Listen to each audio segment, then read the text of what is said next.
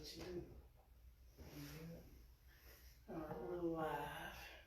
30 till forever. It's live now. I need to refresh this. You want to introduce us, sir? Mm-hmm. Yeah. All right. Good evening. Hey, Jamicia. Good evening, everybody. My name is Andrew, and this is my beautiful wife, Rhonda. And we are 30 till forever. Yes, and we just wanted to come on with you guys tonight and just have a conversation with you guys about something that I mean, it's gone both ways between me and my wife, and thank you, girl. And we've been on both ends of the spectrum on the topic that we're going to talk about. We're going to be talking about, husbands cherishing your wife and wives respecting your husbands. Oh. Yeah. Oh. My tablet just flipped all upside down, did all kind of crazy stuff. Okay. So let me but I'm trying to bring our audience on Facebook.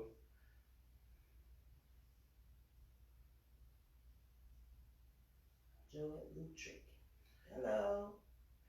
So if you want to, you just So again, we are 32 forever, and this got started because we've been married for more than 30 years, been together for more than 33.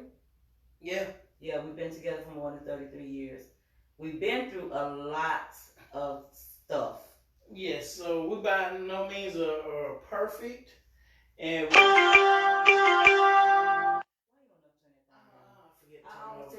I'm so sorry, but we're not perfect, and we by no means, and we're not experts. But what we do is that we open our lives up from some of our trials and errors. Everything that we've been through, we are an open book, right? And we are willing to sit here and talk to you about it. And if you had any questions to see how we got through stuff, then we are here to let you know how we did it. What worked for us may not work for you, but we could just let you know that you can get through it too. Yeah, because if we made it through it, then you can make it through it. Right. So the topic that we're going to be talking about tonight is husbands respecting their wives and cherishing their wives and wives learning how to respect their husbands. Is it really learning though? Well, in the way that as I grew up and the way that I saw things, it was always, and you know this, that I always felt like I had to take charge. So it didn't really, it was a learning curve for me. I had to learn how to sit back and let you be the man, because, I mean, you are the man, but it was just the fact that I always felt like I had to be in control. So with that being said, it was a matter of disrespect, because I didn't feel like it at the time, but there was a certain lack of respect for your opinion and lack of respect for the decisions that you made. Okay. And why was that? I just told you. Because it was the way that I saw things happening as I was growing up. So. Okay. So, because of experiences, it in your childhood and your upbringing, it I won't say skewed your view, but it made you act a certain. It caused a pattern of my mindset that if the woman did not take care of things, things would not get taken care of. If I as your wife did not make it happen, that it would not happen properly. Therefore, it's always, I'm the boss. What I say go. That's how it was. I'm not like that anymore. That's how it was. You're not like that anymore. But do me a favor. Read what respect is. The definition of respect. The definition of respect, according to the dictionary, is a feeling of deep admiration for someone or something elicited by their abilities, qualities, or achievements. So, what you said, how you were in the beginning, and when we first got married, how did that translate with you? Because if when you read the definitions, a feeling of deep admiration. Did you admire me? Then Yeah, I loved you. but there was no admiration. I mean, you did what you had to do. But was there admiration? Okay, so according to I'm just saying because I want because okay, according to this a lot of people definition, that no, could be just like there was I didn't admire. There was no admiration. Okay. No. Now I did respect your abilities and some of the qualities that you had and some of the things that you achieved, but to say that I admired you. Okay. See, this is why I'm asking. Okay, so how do you feel now? I love you. So, is there admiration there now?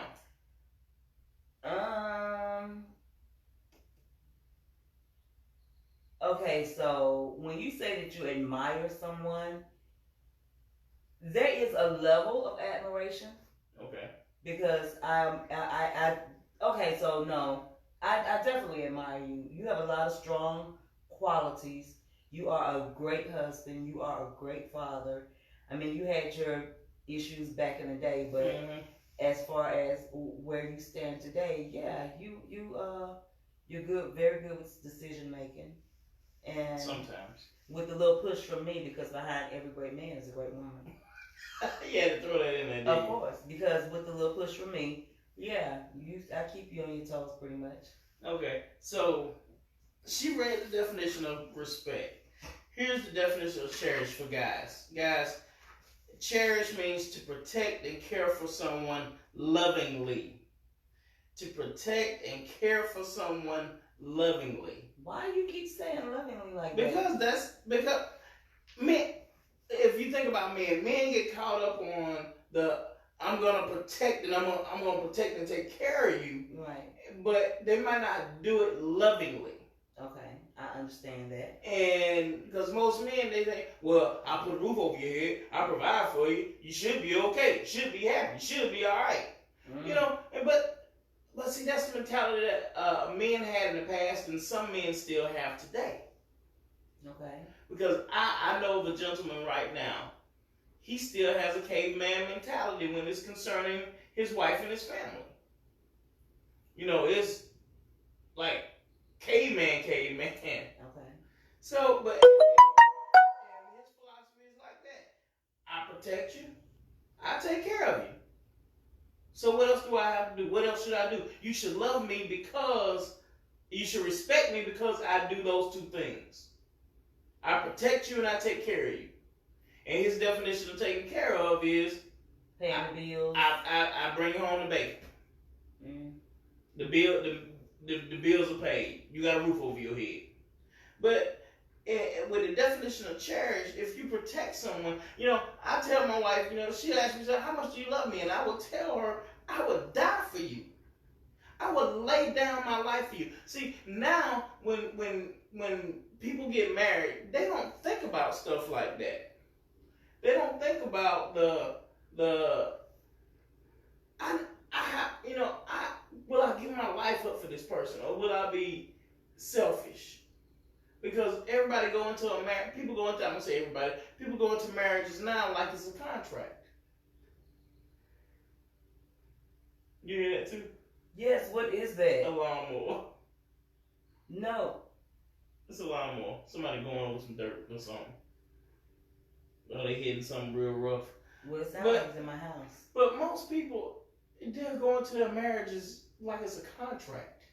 I mean, in a sense, it is a contract. Technically it is a contract, but they treat it like it is a business contract. Marriage is a contract. It's not the same as a business contract. But they go into it like it's a business contract.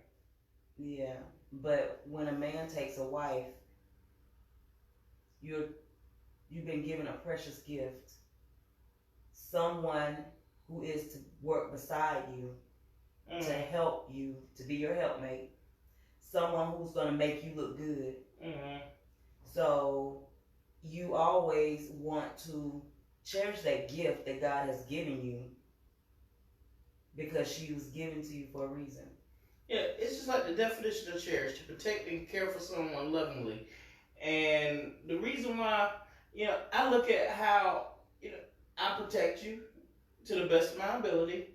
I care for you to the best of my ability. And I do it because I love you. I cherish you. And before I really read the definition of cherish, it really didn't sink in. It kind of sunk in when I read it because, we get lost in it for roles. A husband's role or a wife's role. And you said it perfectly when you said that, a wife goes alongside a husband to give him encouragement, to give him strength, to be his biggest cheerleader, to be his best friend. Well, I ain't say all that, but you know that's what I meant. I know what you meant. That's why I said it, because this is how we are. This is what you are to me. So I cherish you, and like I said earlier, if I had to lay down my life for you, I would gladly do it. So this is something I that wouldn't hesitate. me and your daughter was talking about today because of all of the stuff that's going on in the media and with the coronavirus and everything going around and where this may be leading to, and the fact that I can't be out there to spend time with my kids, and as much as I love them and want to be with them, they, the same way that you cherish me, like when you go out to work and you come back in, we have implemented that you stop out in the salon and take off your shoes and stuff because you don't want to bring any of that. And then you go straight to the bathroom and clean up before you touch me or anything because of my immune system. So with you being willing to do that, because and then allowing me to stay in the house because now I've developed anxiety about going to the grocery store and you go and run all the errands to make sure that everything's taken care of. That lets me know that you cherish me. That lets me know that you want to protect me. And my daughter's not coming around at this time lets me know that they love me and they also cherish and want to protect me. And that's a good thing because, it's just a bad time out here. And then with that being said too, that lets me admire you even more for your strength and your willingness to do everything that you have to do to make sure that you protect the gift that God has given you. I'm a gift. That's good. I like how you put that. But we don't want you to get caught up on the mechanical part of these two words in your relationships. Because like I said, men get caught up on the protecting and caring for, or providing for, because they think providing for is taken care of, right. It's caring for, and then the respect part, you gonna respect me because I'm the man. But you can't demand respect. Exactly. And see, I think that's where a lot of people get caught up at. They try to demand respect, or you gonna respect me, or but you gonna respect me. And I think a lot of wives get caught up in the respect thing too with their husbands. Oh, you gonna respect me? You gonna respect my decisions? You gonna respect the brain that I have in my head? You gonna respect what I do in this household? And I think that it goes. They get into these tiffs because of these words, and we get caught up in the mess, and it gets so jumbled up in what it really means. Yeah. If you're young and you're not married yet, and if you're seeking marriage or if you're engaged, don't get caught up on demanding respect. We always say respect is earned, or you give a level of respect until someone loses it with you. Just if you start out the gate, if they have awesome qualities that caught your attention, number one in the first place, focus on those attributes and build upon those, and don't make it about yourself. Absolutely. Because we have a tendency of making things about ourselves, and like, just say a woman has been single for several years, and she's getting a little older now. she's getting ready to get married, or she goes into a relationship just saying, I can do everything by myself. I don't need you. You know, I'm strong enough to do this by myself. See, okay, so that's the point that I was trying to make when we first started this conversation. It depends on how you were brought up, and then you realize that as a woman, we always feel like we can do it.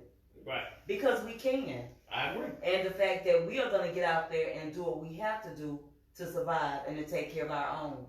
Yeah. Now, growing up, I don't know what anybody else saw, but a lot of women see where okay, they don't have a male figure in their lives. And they see their mamas out there getting it. So when a man comes along, and I just say I'm 35 years old, and a man comes along and he's like, I'll take care of you, I'll do this, and she's already in the mindset, I don't need a man to do anything for me. Mm-hmm. But the thing is that she's looking at it the wrong way. He's coming along as someone who is there, who is given to you by God, and we ain't gonna go out there chasing after no man, but he is given to you as your protector, as the head of the household, the one that can make the tough decisions. Even though you've done this all your life, now it helps take some of that burden off of you, so that you don't have to do it, and you can work together as a team. Right. It's not so much as I don't need you because I can buy my own car, I can buy my own house, I pay my own bills. Right, you can do all that, but two is better than one. Exactly. And it just eases that burden. But growing up in the day and age that I grew up, and I'm in my 50s, so growing up in the day and age that I grew up, I saw so much where the woman was the one going out working and doing everything. A lot of times he wasn't doing nothing. And then, but I mean, that's just what I saw. That's why I felt the way that I felt when me and you first got together. I had you. You were very hardworking, very strong. You were willing to cook, and you loved me. But we both had our different little issues that we had to get past. So. Well, it's like, I grew up in the house with my mom, with a single mom. She raised me and my sister. Strong woman. Very strong woman. And you would hear my uncle, who I love dearly, and Uncle Harry, if you're watching, I love you, man. He would, after my mom passed, he gave me the biggest compliment about my mom. He said, your mom raised a man. See? And I can see where you say that because, the strength of my mom, to watch how hard my mom worked and to provide for my sister and I. And then, see her raise a man. And the way she put it was, I'm going to raise you so you don't have to depend on a woman to take care of you. You can take care of yourself. So you can bring something to her to enhance what you're building together. And you don't have to say, well, I can't do this. My mom made me put buttons on my clothes. She made me do the stuff that most people consider women's work. And say, you don't have to depend on anybody to do this for you. You do it. You do your own laundry. You wash the dishes. You cook dinner. Right. You do this. And it made me better in the long run. So it allowed me to respect your position as my wife. Did you catch that? Did you catch it?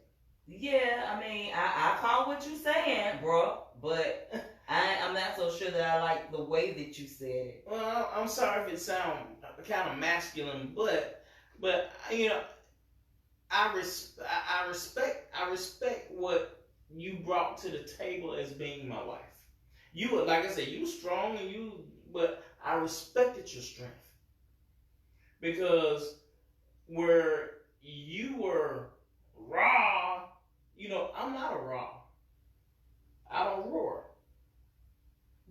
And sometimes that roar needed to come out because it wasn't going to come from me. Mm. And I respected that about you. Okay. But here's the thing.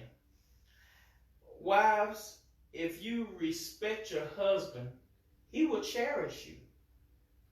And husbands, if you cherish your wife, she will respect you. She will respect you.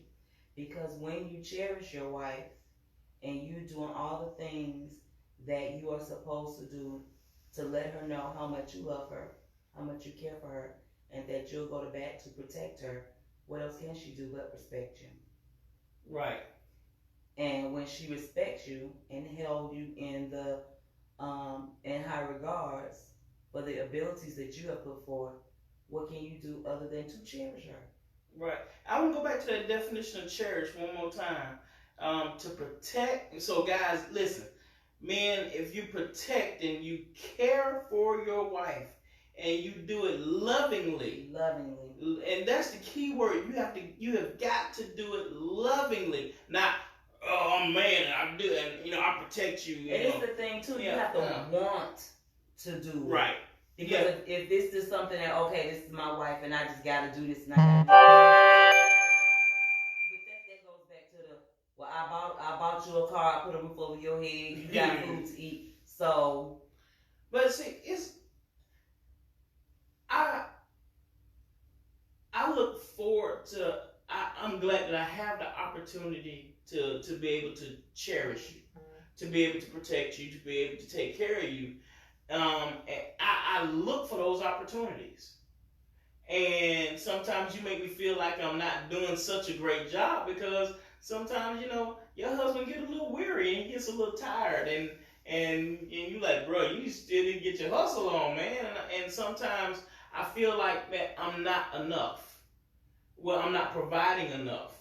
And, and sometimes it bothers me. And like you say, if I don't push you, you're not going to do certain things. And it's not that I don't want to. It's the fact that sometimes, I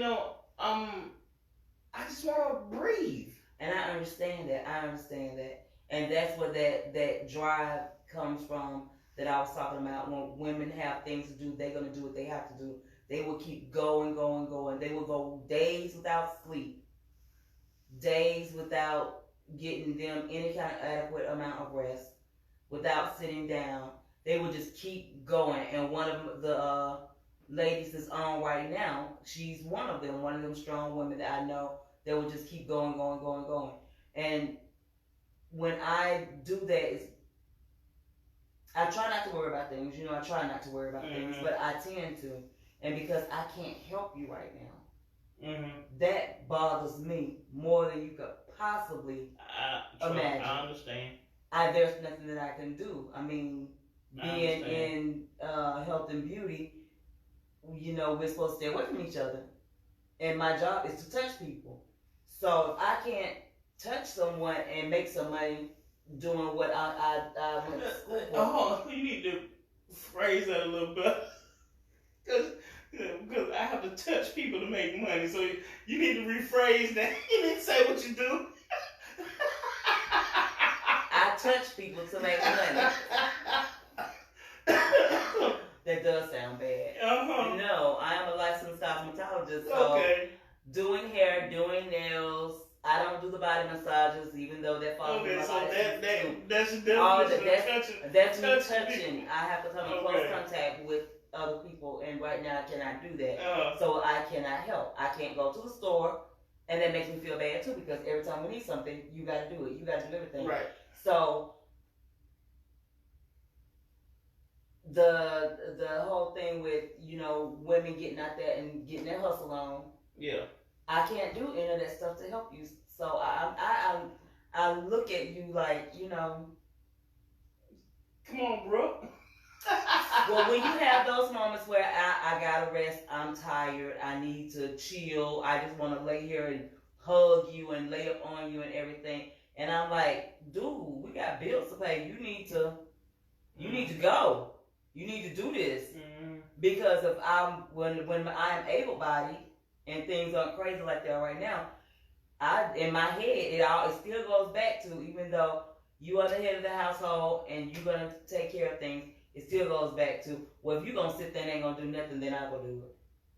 I still have that because I am your helpmate. I am your left arm. Right. When your right arm ain't working. So let's put the question out there to everybody who's watching. You can leave comments. Please leave comments. Please leave comments. Ask questions. And like and follow our page, please. And guys, gentlemen who tune in, or you might watch it later. When it comes to cherishing your wife, how do you show your wife that you cherish her? How do you show her that you really cherish her? And wives, how do you show your husband that you respect him?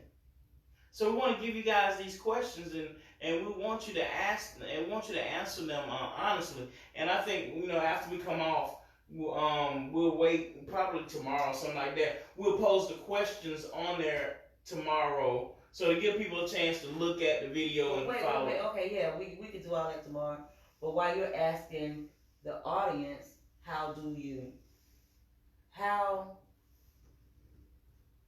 from the male's perspective? How do I cherish you? No. How do you see that I respect you? How do I see that you respect me? Number one, I can tell that there's an admiration. I can tell, but remember there's a certain look that you give me. Remember I was going through some photos, yes, and I held a photo up and I said, I wish you would look at, I said, I love the way you were looking at me in this picture, because I could see the love and the adoration in your eyes in that photo.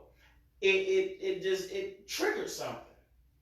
And then also, the fact that you give me enough rope to be the man in the relationship. I don't give you. No, because a lot of like you said, a lot of women they want to take charge and it's my way and blah blah blah with their husbands. But you allow me to lead, even in failure. You allow me to lead. Just the final decision is yours. And then if I make a bad decision, you don't hold it over my head. No. What's the point in doing that? Because you have some people that if their husband, ladies, if your husband make a bad decision, you would never ever let him let it down. Yeah. Y'all remember when you did this? It's because you're the reason why we like this. But you don't do that. And I know there are times where I have made bad decisions. I did. I really have, and I'm not ashamed to admit it. But I made bad decisions, but because and after the fact, I'm like, I really made a jacked up decision. Why was I so stupid? But you didn't come to me talking, bro, you were stupid. What good would that do, though? What good would it do for me to say hurtful things such as that?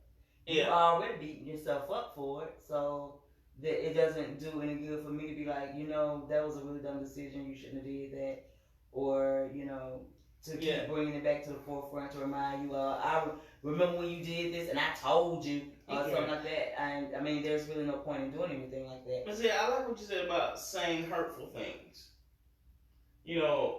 Saying hurtful, ladies, if you say hurtful things, men, you say hurtful things. Yeah, ladies, if you say them to your husbands, he's not gonna want to cherish you because you're creating friction in the relationship, and it goes the other way. Guys, if you're saying hurtful things to your wife, to your spouse, she's not gonna respect you. Because you're creating that friction. So for all those men who have a tendency to call these women out of their names. Husbands, I pray that you don't call your wife out of her name. Please don't ever do that. And let's drop the caveman mentality and know that your wife is really your helpmate. She's not there to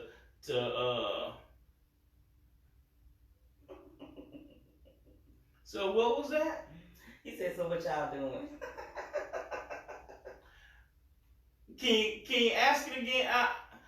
So what y'all doing? He just came home. He said, "So what y'all doing?" All right. We are talking about relationships with husbands, cherishing their wives and knowing how to, and the meaning of it, and wives respecting their husbands. And no, it's not crickets. It ain't cricket. So is that unless he's saying, "Oh, that's boring." Sorry if it's boring.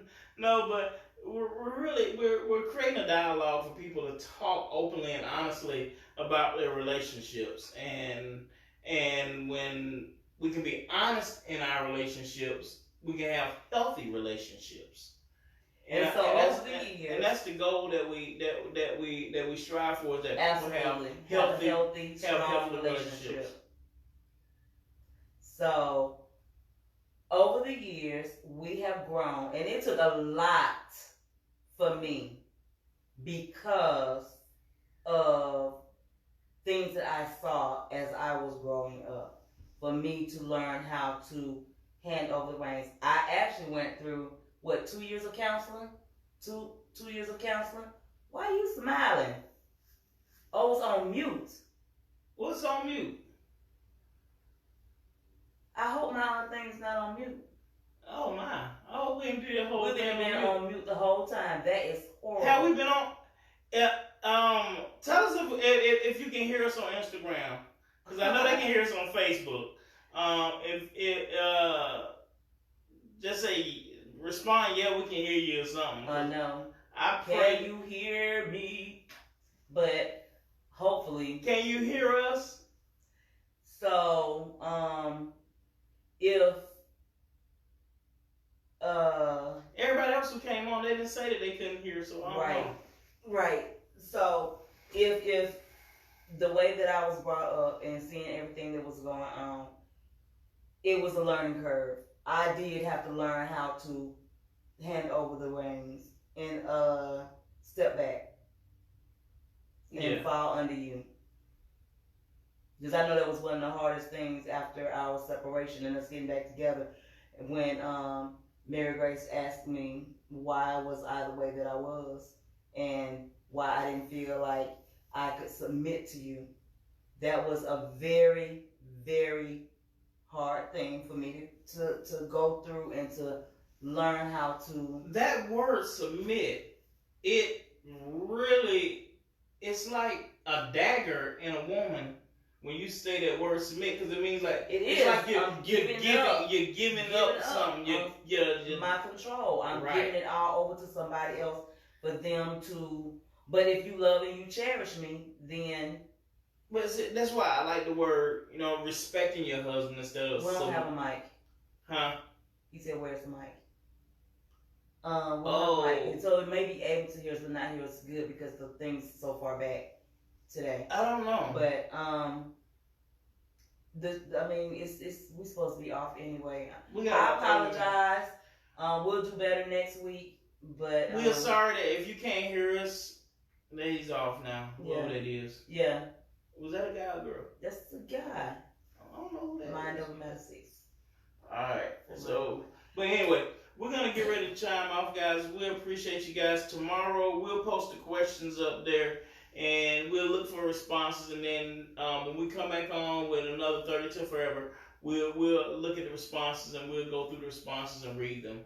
But here again, the responses is, guys, how do you cherish your wives? What do you do to show your wife that you cherish her? And wives, what do you do to show respect to your husbands? What do you do to show respect to your husbands? We'll have these questions up and posted. So, and we're praying that we get a great response from them, because we want to go through those responses next time we get together with you guys on the air. So we love you. We appreciate you. My name is Andrew, and this is... I am Rhonda. And we're 30 Till Forever.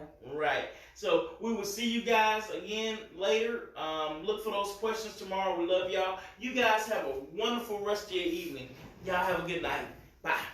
Good night.